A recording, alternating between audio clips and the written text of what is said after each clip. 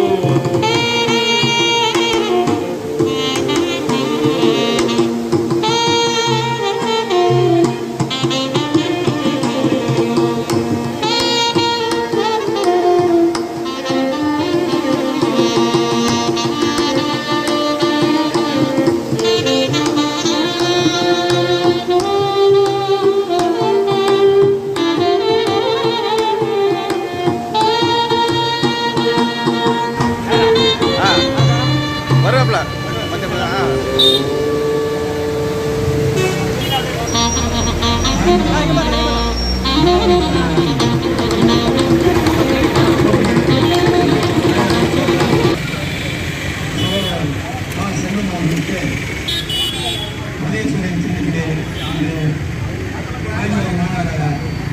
councillor இந்த நிகழ்ச்சியை